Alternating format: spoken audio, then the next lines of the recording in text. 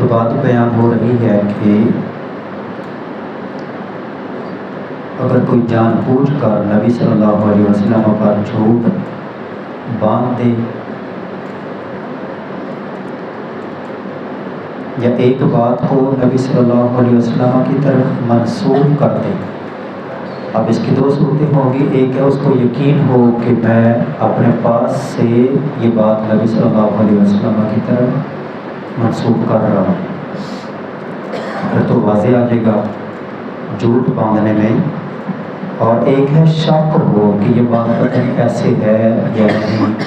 جیسے طلبہ ایک بات بیان کرتے ہوئے، مسئلہ بیان کرتے ہوئے، یا علماء کرام ایک مسئلہ بیان کرتے ہوئے شک ہو کہ یہ حدیث اس طرح ہے یا کہ نہیں.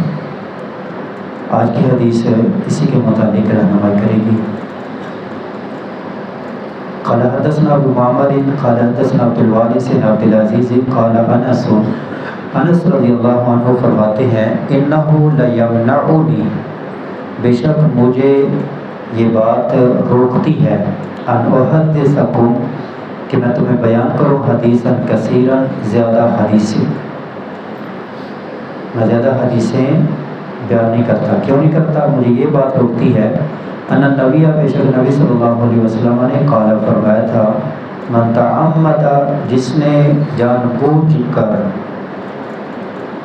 جس نے قصد کیا، علی مجھ پر، کذبا جھوٹ کا، جس نے جان بوجھ کر جھوٹ بولا مجھ پر، فلیتبوا، تو وہ ٹھکانہ بنا لے، تو وہ بنا لے مقعدہ، اپنا ٹھکانہ من النار، آگ سے. اور ایک روایت میں آتا ہے کہ لولا انی اخشی،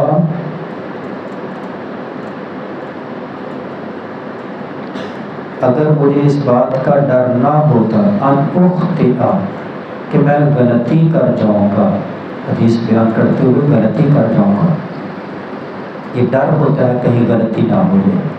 تو اگر ایک مسئلہ بیان کرتے ہوئے یا ایک حدیث میں یہ ڈر ہو کہ شاید یہ حدیث اس طرح ہے یا اس طرح نہیں، تو وہ نہ بیان کریں. صاحب کہہ دیں مجھے نہیں پتا، یا کہیں کہ میں اس کو تلاش کر کے پھر بتاؤں گا. تو اگر شک ہو اور ڈر ہو تو بالکل وہ بات اور وہ حدیث بیان نہ کیجیے.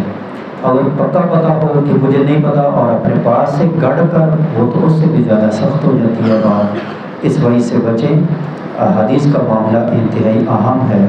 اور یہاں سے یہ بات بھی معلوم ہوئی کہ حدیثیں وہ بیان کریں جن کے بارے میں 100% یقین ہو کہ یہ حدیثیں ہیں. اس کے لیے وہ پکی حدیثیں یاد کرنی پڑیں گی، خوب اہتمام کے ساتھ حدیثیں یاد کرنی پڑیں گی. لہذا اس راستے پر چلے ہو تو احادیث کو خوب اہتمام کے ساتھ یاد کرو، عربی متون یاد کرو، ان کو بار بار دہراؤ. قرأۃ حرف تکرار والف، ایک حدیث ایک بار پڑھو، ایک مسئلہ ایک بار سمجھو، اس کو 1000 بار دہراؤ. یہ مبالغے کے لیے، مطلب کثرت کے ساتھ اس کو دہراتے رہا کرو، پھر وہ مسئلہ یاد رہتا ہے، وہ حدیث یاد رہتی ہے.